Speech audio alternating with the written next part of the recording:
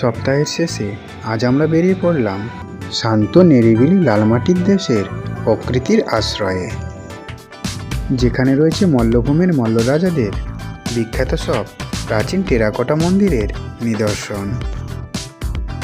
আর রয়েছে কালো পিচের রাস্তার দুই পাশে সুদূর বিস্তৃত সবুজ অরণ্য, যার মধ্যে দেখা মিলতে পারে হাতি, হরিণ এবং বিভিন্ন পশু পাখির আনাগোনা। শান্তশিষ্ট একটা মিষ্টি সকালে আজ আমরা বেরিয়ে পড়লাম বাঁকুড়ার লালমাটির টানে। খুঁজে বেড়াবো প্রকৃতির মাঝে হারিয়ে যাওয়া স্মৃতির সন্ধানে। জানি না পাবো কি না সেই মধুর ক্ষণ, যাকে নিয়ে বেঁচে থাকি আমরা চিরক্ষণ।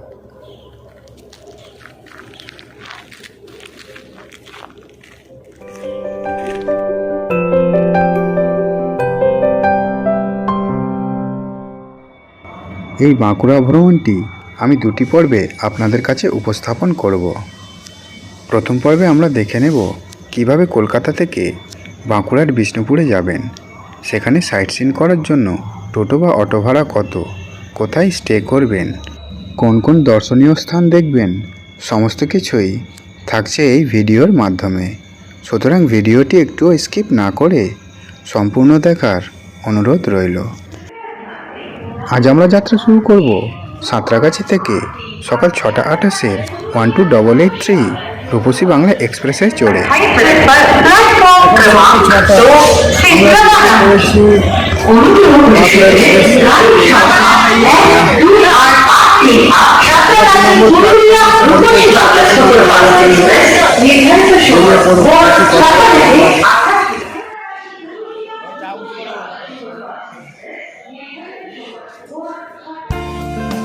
এক কাপ চায় চুমুক দিয়ে উঠে পড়লাম বাঁকুড়ার মন্দির নগরী বিষ্ণুপুরে যাওয়ার জন্য। এই রূপসী বাংলা ছাড়াও শালিমার স্টেশন থেকে সকাল 7:45 আরণ্যক এক্সপ্রেস এবং হাওড়া স্টেশন থেকে রাত 12:05 চক্রধরপুর এক্সপ্রেসে করে চলে যেতে পারেন বিষ্ণুপুর স্টেশনে। বিষ্ণুপুর স্টেশনে নেমে বাইরে আসলে 4 হুইলার, টোটো, অটো ইত্যাদি দেখতে পাবেন। এখান থেকে একটি টোটো, অটো বা 4 হুইলার রিজার্ভ করে ঘুরে দেখে নিতে পারেন বিষ্ণুপুরের দর্শনীয় স্থানগুলি। টোটো বা অটো রিজার্ভের ভাড়া পড়ে 800 টাকা। তাও তুমি একটু ফোনে আমার একটু বলে দাও নাম্বারটা হচ্ছে 70 74 57 10 12। তোমার সঙ্গে ঘুরলে তুমি পুরোটাই ঘোরাতে ঘুরে দেবো। কত টাকা নাও? এইটা শুনুন, এই প্যাকটা যদি ঘুরেন তো 400 টাকার মধ্যে হয়ে যাবে। পুরো প্যাকটা ঘুরতে গেলে 500 টাকা লাগবে, মানে ঘন্টা 3 টাইম লাগে। আর যদি ওর সঙ্গে চাতালটা যোগ করা যায় তাহলে আরও বাড়বে। কত? তাও পুরোটা সম্পূর্ণটা বলো। আর যাবে কি বনলতা? হ্যাঁ, বনলতা যাবে। বনলতা না, বনলতা বাদ।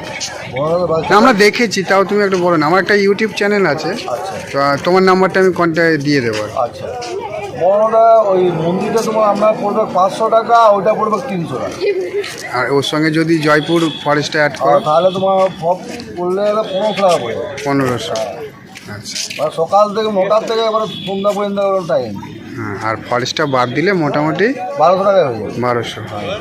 ঠিক আছে, তোমার এটা আমি দেবো, অসুবিধা নেই। না, তোমার সঙ্গে যোগাযোগ করবো অনেকে। ঠিক আছে, যোগাযোগ করবে। বিষ্ণুপুর স্টেশনে নেমে একটি টোটো রিজার্ভ করে প্রথমে আমরা রওনা দিলাম জয়পুর ফরেস্টের একেবারে শেষ প্রান্তে অবস্থিত বনলতা রিসর্টের দিকে হোটেল খোঁজার উদ্দেশ্যে। আমাদের টোটো ভাড়া পড়েছিল 250 টাকা। বিষ্ণুপুর স্টেশন থেকে বনলতা রিসর্টের দূরত্ব 16 কিলোমিটার। যেতে সময় লাগে ওই 30 থেকে 40 মিনিট। বিষ্ণুপুর থেকে বাসে করেও বনলতা রিসর্টে যাওয়া যায়। বাসে করে যেতে হলে প্রথমে বিষ্ণুপুর স্টেশন থেকে একটি টোটো বা অটোতে করে চলে আসতে হবে বিষ্ণুপুর বাস স্ট্যান্ডে। অটো ভাড়া নেবে 10 টাকা। তারপর বাসে করে সরাসরি চলে যেতে পারেন বনলতা রিসর্টে। বাস ভাড়া পড়বে 20 টাকা।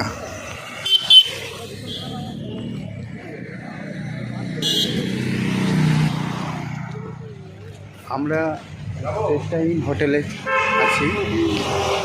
এর পাশে আছে বনলতা রিসর্ট। আপনারা চাইলে ওই বনলতা রিসর্টে থাকতে পারেন। বেশ সুন্দর পরিবেশ। বনলতা রিসর্টে 1 দিন বা 2 দিন থেকে তার পারিপার্শ্বিক পরিবেশটা উপভোগ করতে পারেন।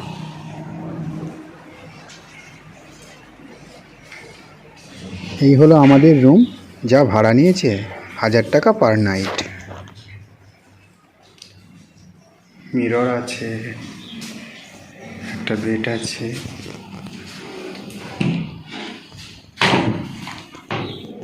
ওয়েস্টার্ন টয়লেট আছে, গিজার,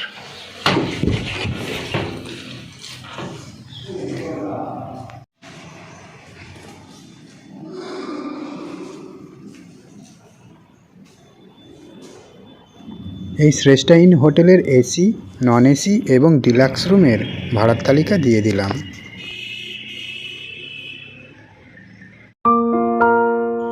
বাঁকুড়ার জয়পুর ফরেস্টে আসলে থাকার জন্য বেশ কিছু জায়গা রয়েছে। তার মধ্যে বিশেষ উল্লেখযোগ্য হলো এই বনলতা রিসর্ট।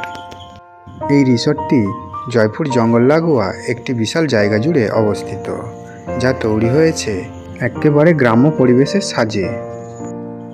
রয়েছে পুকুর, ফুলের বাগান, ফার্ম, শিশু উদ্যান, আরও অনেক কিছু। রয়েছে থাকার জন্য বিভিন্ন মানের রুম। জয়পুর ফরেস্টে আসলে এই বনলতা রিসর্ট ছাড়াও বনফুল রিসর্ট এবং মৌলিসা রিসর্টে স্টে করতে পারেন। এই বনলতা রিসর্টে ব্রেকফাস্ট, লাঞ্চ, ডিনার সবই পাওয়া যায় এবং খাবারের মানও বেশ ভালো। রিসর্টে না থাকলেও খাবার খাওয়ার জন্য এখানে আসা যায়।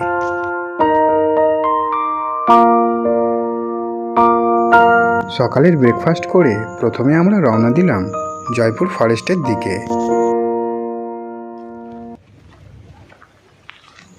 6 কিলোমিটার দীর্ঘ এই জয়পুর ফরেস্টের মধ্যে প্রবেশ করলে চোখে পড়বে আকাশোচ্চ শাল, মহুয়া, পলাশ, নিম এবং সেগুন গাছের সবুজের সমারোহ। আর সঙ্গে দেখা মিলতে পারে হাতি, হরিণ, শেয়ালের সাথে। যদি হাতি বা হরিণ দেখতে না পান তবে অবশ্যই দেখা মিলতে পারে শিয়াল মামার সাথে।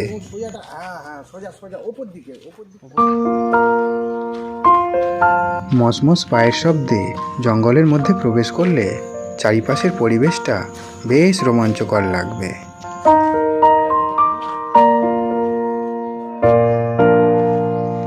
এই ঘন সবুজের স্নিগ্ধ বাতাস এবং চারিদিকে পাখির মিষ্টি গুঞ্জন মনকে সতেজ করে তুলবে।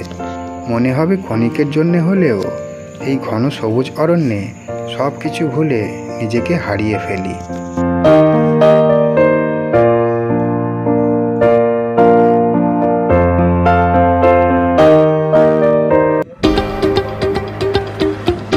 জয়পুর ফরেস্ট দেখে এবার আমরা রওনা দিলাম বিষ্ণুপুরের বাসস্ট্যান্ডে বিষ্ণুপুরের দর্শনীয় স্থানগুলি দেখার জন্য।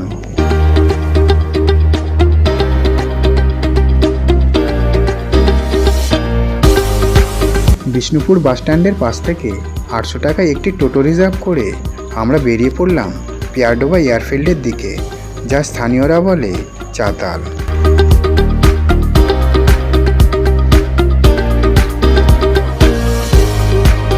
বিভিন্ন জায়গায় ঘুরে আমরা একটা জিনিস উপলব্ধি করেছি যে এক একটি জায়গার এক এক রকমের বৈশিষ্ট্য।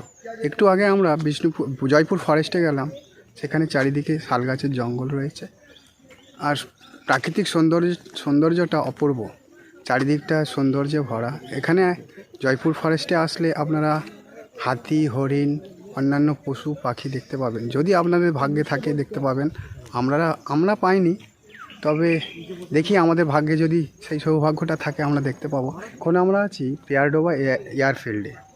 এটি প্রধানত দ্বিতীয় বিশ্বযুদ্ধে ব্যবহার করা হয়েছিল। এটি 1942 সালে ব্রিটিশরা নির্মাণ করেছিল, আর 1942 থেকে 1945 সালে ব্রিটিশরা এখানে এটি ব্যবহার করেছিল। তো দেখুন এয়ারফিল্ডটি আমি দেখাচ্ছি।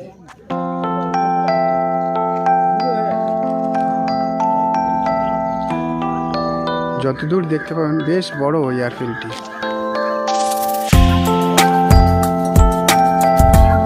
চারিদিকে এখানেও রয়েছে লম্বা লম্বা শাল গাছের জঙ্গল।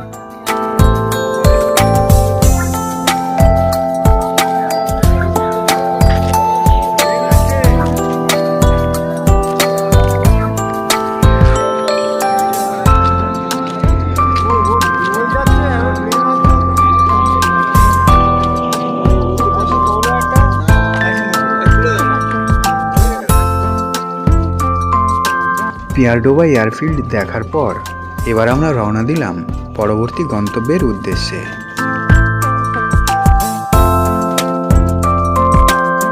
এবার আমরা এসে পৌঁছালাম লাল বাঁধে। বিষ্ণুপুরের 7টি বাঁধের মধ্যে এই বাঁধটির ঐতিহাসিক গুরুত্ব বেশ উল্লেখযোগ্য। মূলত জলকষ্ট দূর করার জন্য এবং প্রতিরক্ষা ব্যবস্থা সুদৃঢ় করবার উদ্দেশ্যে মল্ল রাজারা সপ্তদশ শতাব্দীর দ্বিতীয়ার্ধে এটি সহ অন্যান্য বাঁধগুলি খনন করেন। দ্বিতীয় রঘুনাথ সিংহের আমলে লালবাইকে নিয়ে আসা হয়েছিল নর্তকী হিসাবে। রাজা লালবাইকে ভালোবেসে ফেলেছিলেন এবং এই বাঁধে তারা এসে নৌকোবিহার করতেন। কথিত আছে ষড়যন্ত্র করে রানী এবং প্রজারা এই বাঁধে লালবাই ও তার ছেলেকে নৌকায় ডুবিয়ে মেরে ফেলেছিলেন। সেই থেকে এই বাঁধের নাম হয় লাল বাঁধ। লাল বাঁধ দেখে জনপ্রতি 25 টাকা করে টিকিট কেটে আমরা প্রবেশ করলাম রাসমঞ্চে। এই রাসমঞ্চটি আর্কিওলজিক্যাল সার্ভে অফ ইন্ডিয়ার আন্ডারে। এখান থেকে কাটা টিকিটটি অবশ্যই সঙ্গে রাখবেন, কারণ বিষ্ণুপুরের অন্যান্য মন্দিরগুলি দেখতে এই টিকিটটি দেখতে চাইবে।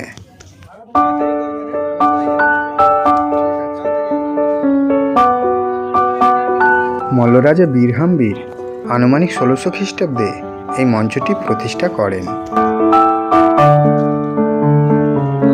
মল্ল রাজাদের আমলে বার্ষিক রাস উৎসবের সময় বিষ্ণুপুরের যাবতীয় রাধাকৃষ্ণের বিগ্রহ জনসাধারণের দর্শনের জন্য এখানে আনা হতো। 1600 খ্রিস্টাব্দ থেকে 1932 খ্রিস্টাব্দ পর্যন্ত এখানে রাস উৎসব হয়েছে। এ এক অভিনব স্থাপত্য যা ভারতের কোথাও দেখা যায় না। আমরা এখন আছি রাসমঞ্চে। এই রাসমঞ্চটি দৈর্ঘ্য প্রস্থ 24.5 মিটার আর উচ্চতা 12.5 মিটার। এর ভিত ল্যাটেরাইট মৃত্তিকাধৃত আর উপরের অংশটি ইটের দিয়ে তৈরি। দেখুন, আমি দেখাচ্ছি।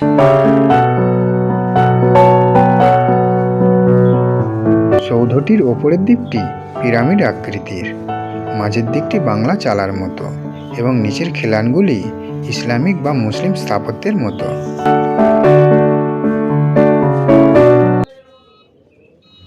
রাসমঞ্চ দেখে এবার আমরা চলে এলাম শ্যামরাই মন্দিরে। এই মন্দিরটির দৈর্ঘ্য ও প্রস্থ 11.4 মিটার এবং উচ্চতা 10.7 মিটার।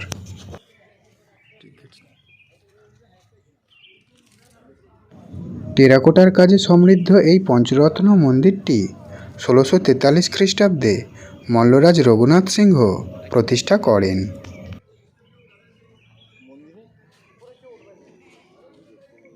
পোড়ামাটির অলঙ্করণের প্রাচুর্যে এই ইটের মন্দিরটি সর্বশ্রেষ্ঠ। দক্ষিণমুখী এই দেবালয়ের দক্ষিণ দিকের দেওয়ালে 4টি উৎসর্গলিপি নিবন্ধ করা রয়েছে।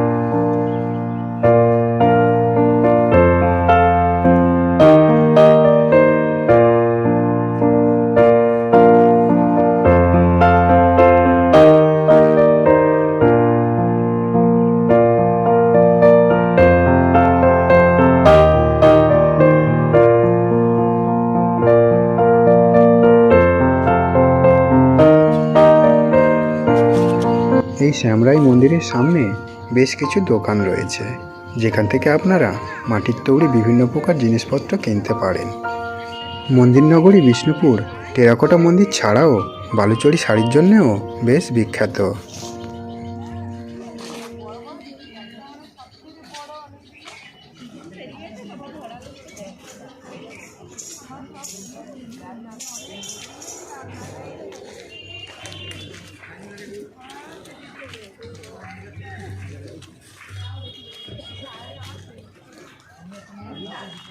শ্যামরাই মন্দির দেখে চলে এলাম জোর বাংলাতে। এই জোড়বাংলা মন্দিরটির দৈর্ঘ্য 11.8 মিটার ও প্রস্থ 11.7 মিটার এবং উচ্চতা 10.7 মিটার। অপূর্ব স্থাপত্যকলার এই মন্দিরটি মল্লরাজ প্রথম রঘুনাথ সিংহ 1655 খ্রিস্টাব্দে প্রতিষ্ঠা করেন। পরস্পর সংযুক্ত দুটি দোচালা কুঠিরের সমন্বয়ে গঠিত এবং সংযুক্ত অংশের মধ্যস্থলে একটি চারচালা শিখর বিদ্যমান, তাই এই মন্দিরটির নাম জোড় বাংলা। কৃষ্ণরায় মন্দির নামে পরিচিত হলেও বাংলার স্থাপত্য অনুসারে এই মন্দিরকে জোড় বাংলা মন্দির বলা হয়। মন্দিরের চারিদিকে রামায়ণ মহাভারতের কাহিনী, শিকার দৃশ্য, সামাজিক জীবনযাত্রার দৃশ্য শিল্পীরা সুন্দরভাবে ফুটিয়ে তুলেছেন। এখানেও পোড়ামাটির বিভিন্ন প্রকার অলংকার এবং অন্যান্য জিনিসপত্রের দোকান রয়েছে। বাঁকুড়া পোড়ামাটির শিল্প ছাড়াও শঙ্খশিল্পতেও খুব বিখ্যাত। শঙ্খনবিক বা শাঁখারি নামে পরিচিত লোকেরা বিবাহিত হিন্দু মহিলাদের জন্য নকশাদার শঙ্খের চুড়ি বা শাঁখা তৈরি করতেন। তারা জটিলতর নিদর্শন এবং নকশা ব্যবহার করে বিভিন্ন ধরনের বাদ্যশঙ্খও তৈরি করতেন। জোড়বাংলা মন্দিরের পাশেই রয়েছে রাধাশ্যাম মন্দির। এই মন্দিরটির দৈর্ঘ্য ও প্রস্থ 12.5 মিটার এবং উচ্চতা 10.7 মিটার। মল্লরাজ চৈতন্য সিংহ মাকড়া পাথরের এই মন্দিরটি 1758 খ্রিস্টাব্দে প্রতিষ্ঠা করেন। এই মন্দিরের শিখরটি গম্বুজ আকৃতির এবং বিষ্ণুপুরের অন্য একরত্ন মন্দিরের তুলনায় এই মন্দিরটি একটু ভিন্ন প্রকৃতির। এখানে ফুলকারি ও জ্যামিতিক ভাস্কর্য, মহাভারত ও পুরাণ কাহিনীর স্থাপত্য লক্ষণীয়। এই মন্দিরে রাধাশ্যাম, নিতাই গৌর এবং জগন্নাথ ঠাকুরের মূর্তি পূজিত হয়। মন্দিরের প্রবেশদ্বারে সুন্দর ইটের নহবতখানা আছে। একসময় এখানে সানাই ও বাদ্যযন্ত্র বাজানো হতো। মন্দিরের পূর্ব দিকে সুন্দর তুলসী মঞ্চ ও রান্নাঘর এবং দক্ষিণ দিকে সামনে নাটমঞ্চ আছে। পঙ্খের কাজের জন্য মন্দিরটি অতুলনীয়।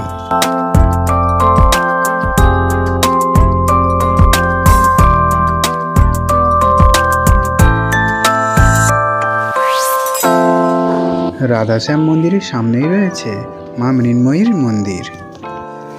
কথিত আছে মল্লরাজ জগৎমল্ল 997 খ্রিস্টাব্দে দেবীর দৈব আদেশ পেয়ে মন্দির ও মূর্তি প্রতিষ্ঠা করেন।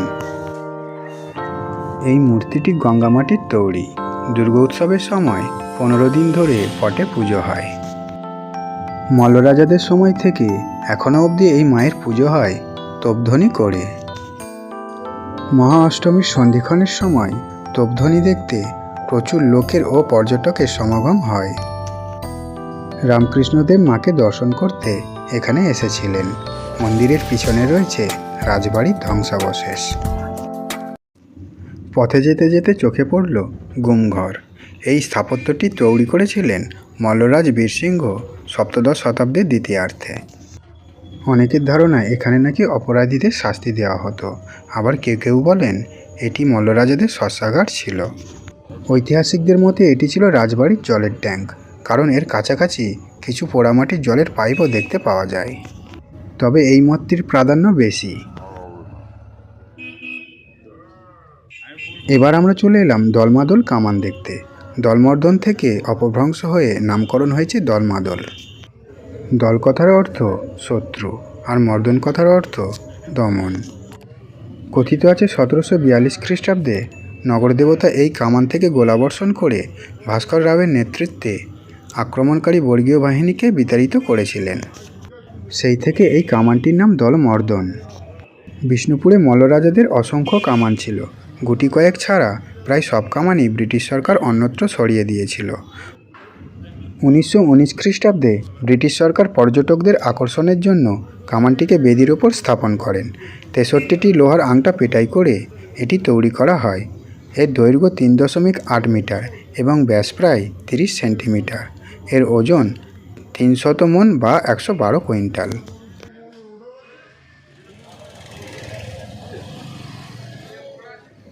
দলমাদল কামান দেখে এবার আমরা পায়ে হেঁটে এগিয়ে চললাম ছিন্নমস্তা মন্দিরের দিকে। যেতে যেতে পথের দুই ধারে দেখতে পাবেন পোড়ামাটির তৈরি বিভিন্ন জিনিসপত্রের দোকানের স্টল।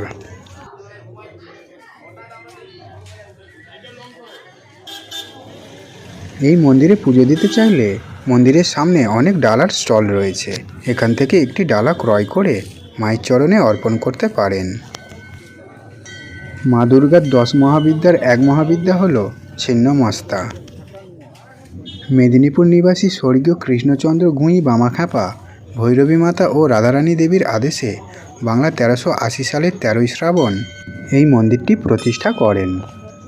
অপূর্ব এই মায়ের মূর্তিটি একটি গোটা শ্বেতপাথর কেটে তৈরি করা হয়েছিল। যেহেতু আজ আমরা জয়পুর ফরেস্ট থেকে আমাদের যাত্রা শুরু করেছিলাম, তাই বিষ্ণুপুরের কয়েকটি মন্দির দেখতে দেখতে সন্ধ্যা হয়ে যায়। যে কারণে আমরা বিষ্ণুপুরের বেশ কিছু দর্শনীয় স্থান যেমন জোড় মন্দির, ছোট দরজা, বড় দরজা, পাথরের রথ ইত্যাদি দর্শনীয় স্থানগুলি দেখে উঠতে পারিনি। তবে আপনারা হাতে সময় নিয়ে আসবেন এবং বিষ্ণুপুরের সমস্ত দর্শনীয় স্থানগুলি দেখে নেবেন। পরের পর্বে আমরা দেখব বিষ্ণুপুর থেকে জয়চণ্ডী পাহাড় এবং বড়ন্তি লেক দেখার গল্প। ততক্ষণে সুস্থ থাকবেন, ভালো থাকবেন। আর ভিডিওটি ভালো লাগলে আমার চ্যানেলটিকে সাবস্ক্রাইব করে রাখবেন এবং লাইক, শেয়ার ও কমেন্ট করতে ভুলবেন না যেন। ধন্যবাদ, ভালো থাকবেন।